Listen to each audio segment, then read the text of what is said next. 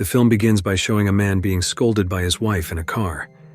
The man's name is John Shaft and his wife is named Maya. Soon after, two unknown individuals arrive in the middle of their argument and without hesitation start shooting at them. Despite the barrage of bullets, unfortunately, none hit John and Maya at all. Instead, the attackers were taken down one by John. After investigating, John realizes that the attackers were sent by a drug cartel leader named Gordito, whom John has been pursuing for a long time. After what happened, Maya, seeing the chaos, begins to feel threatened. The life her husband has been facing is vastly different from now. Because of this, Maya decides to distance herself from John along with their child. Time passes, and now John Jr., or JJ, has grown up. Due to his skills, he has become an FBI agent and is placed in the Data Analysis and Cybersecurity Division. That day, JJ was called to a meeting where his boss stated that the White House wanted them to enhance their cybersecurity. They aimed to tackle potential terrorist threats, or more precisely, they were asked to monitor a man named Farik Bahar, who was considered a terrorist.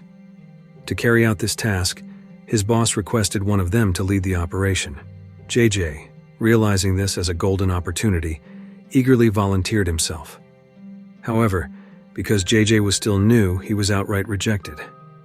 That night, after a long time apart, JJ finally met his friends, Kareem and Sasha.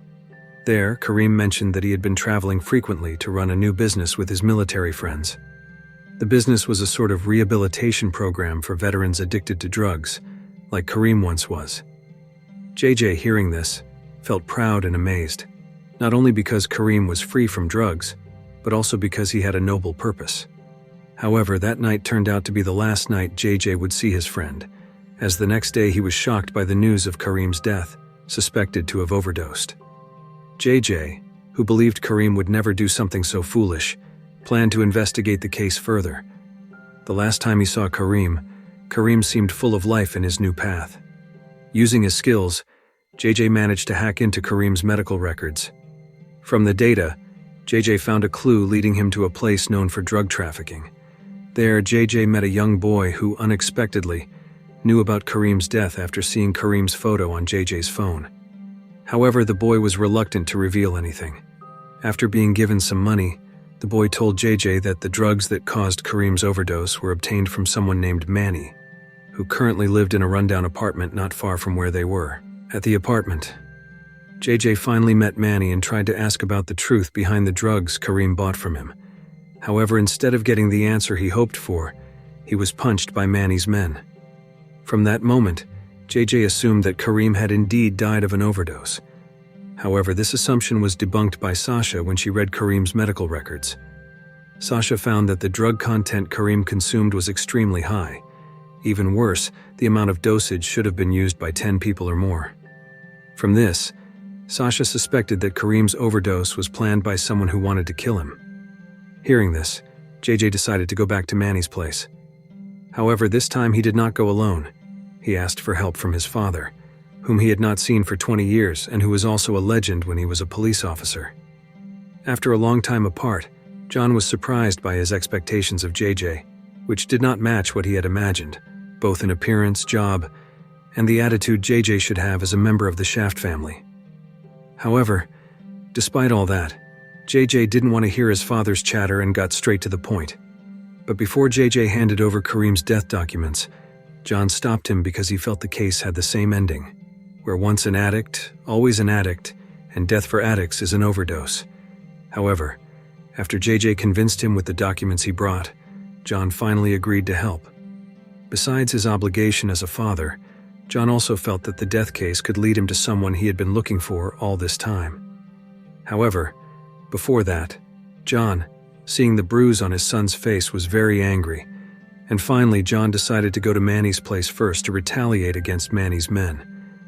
Not long after, Manny, hearing the commotion, finally appeared with a frightened expression when he saw John. Manny tried to ask what John's purpose was there, but John explained that his son was beaten.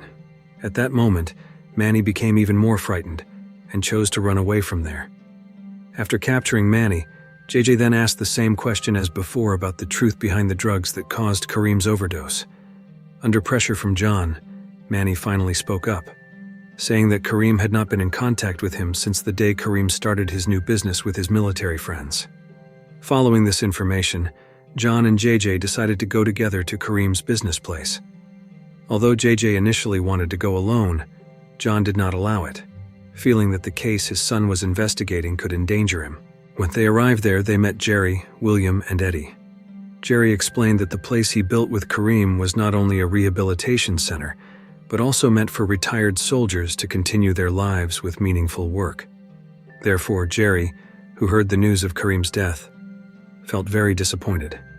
Jerry also explained that in the days leading up to his death, Kareem always visited a mosque to spend time there with his girlfriend, Anam. From there, Jerry and the others suspected that Kareem had started using drugs again. Shortly after, as John and JJ were about to leave, John noticed something odd when he saw Eddie avoiding eye contact with him. Since then, his suspicions towards Eddie continued to haunt his mind. Unlike JJ, who became suspicious of Kareem's activities at the mosque, which happened to be the same mosque the FBI suspected of being a hub for terrorist activities. In the end, to get clearer information about Eddie, John invited JJ to a nightclub, under the pretext of clearing their minds after the exhausting search for clues.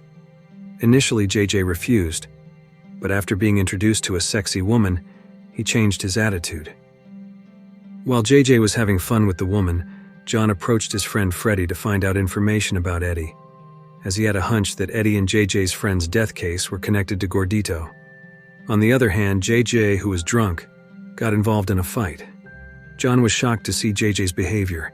The cowardly figure he knew before had now become a fierce individual in handling problems.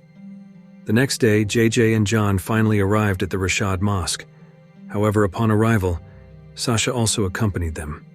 With Sasha's help, they finally discovered what Kareem had been doing. Anam explained that in the days leading up to his death, Kareem worked hard to build a new rehabilitation center. However, during their conversation, Farik Bahar, the mosque's imam and Anam's father, suddenly appeared and seemed very disturbed by JJ and John's presence. Especially after Farik saw JJ's FBI badge, he firmly expelled them immediately. However, JJ did not give up easily. After seeing the size of the youth center they built, JJ became curious about the amount of money they spent on its construction. At that moment, his long-held suspicion about Farik Bahar was finally revealed. After hacking into the mosque's funding, JJ found a significant amount of money deposited directly into Farik's personal account. But before that, JJ was suddenly called by his boss, who then suspended him after finding out JJ conducted the operation on the Rashad Mosque alone. Nevertheless, JJ did not stop there and decided to continue his investigation with John. That night, after having feelings for Sasha for a long time, JJ finally got the chance to have dinner together. Meanwhile, John, who knew his ex-wife was on a date, also came to the place. Maya, seeing this, felt annoyed seeing her ex-husband with two sexy women. Not wanting to disturb their date, Maya decided to leave. Unfortunately, he got caught in a shootout for the second time, just like before. Meanwhile, the shootout didn't only happen to John, but also to JJ. Luckily, Sasha had a gun in her bag, and JJ quickly disabled them all, just like his father. It was told that JJ found evidence that the people sent to kill him were all orchestrated by Benny. Seeing this, JJ immediately showed the evidence to John, and from the phone, they found substantial proof of illegal shipments sent to Afghanistan. From this evidence, it was enough for JJ to link Farik with Gordito, who was collaborating in drug trafficking. After what happened, Farik was finally arrested by the FBI the next day. However, according to the Central Crime Bureau, the evidence did not hold up, especially concerning terrorism issues. Because of this, all the Muslim community got angry and accused the FBI of racism. Feeling wronged, the FBI decided to terminate JJ. Meanwhile, the information John asked Freddie finally came to light. His suspicion towards Eddie was wrong. The real person to suspect was Benny. Benny was known to be Gordito's henchman, responsible for money laundering. At the same time, it turned out JJ had been there from the start and heard all the information Freddie provided. He also finally understood John's other motives for helping him all this time. John tried to explain, but JJ, who was already disappointed, decided to run the operation on his own without John. After what happened, JJ, unwilling to give up, returned to Kareem's business place with Sasha. JJ carefully entered and was shocked to find the place was a drug warehouse. Besides that, he also saw Eddie arguing with Jerry and William. The argument happened because Eddie was urging them all to surrender to the police. Hearing this, Jerry quickly killed Eddie, just like he did to Kareem. JJ, who managed to record the murder, tried to escape, but unfortunately he got caught. JJ ran as fast as he could, but his attempt had to stop as Sasha was captured. Not long after, John finally arrived. After what happened, Jerry managed to escape with Sasha, and John finally had a chance to explain everything. That what he had been doing all this time was to protect his family from Gordito. After knowing this, JJ explained his conclusion that what happened to Kareem and Farik was all because of Benny and Jerry. Kareem refused their money laundering scheme, and the biggest reason he had to be killed was that when Benny planned to send dirty money to Farik, Kareem wouldn't allow it. After learning all this, they finally agreed to take down Gordito and rescue Sasha. However, to accomplish all that, they needed more weapon supplies, and JJ was surprised to learn that their weapon stash was at his grandfather's house, John Shaft Sr. After learning about what his family was doing, the legendary grandfather also wanted to help. Meanwhile, Sasha, who was being held captive, tried to escape, but shortly after, she was confronted directly by Gordito. Upon arriving at the location, Grandpa John tried to distract the guards there, while JJ attempted to hack the CCTV so their arrival would not be detected when taking the elevator. However, because the Wi-Fi signal did not reach, their actions were eventually discovered. Gordito, seeing this, ordered all his men to guard the front of the elevator to capture them, but JJ, who managed to hack the CCTV cameras again, decided to enter through the window. The shootout was intense before the gang members were eventually defeated due to the Shaft family's combat experience.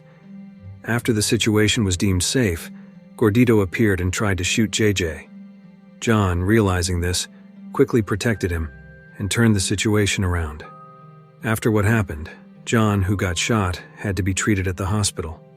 Sasha was very grateful to John, not only for saving her, but also for protecting JJ. The friendship between Sasha and JJ now blossomed into a romantic relationship. Due to his successful operation, JJ was called back to the FBI, but this time he refused, preferring to join his father without the pressure and rules, just like the Shaft family usually did. And the film ends. If you like this video, don't forget to subscribe, because by subscribing you have supported me to make better videos. See you in the next video.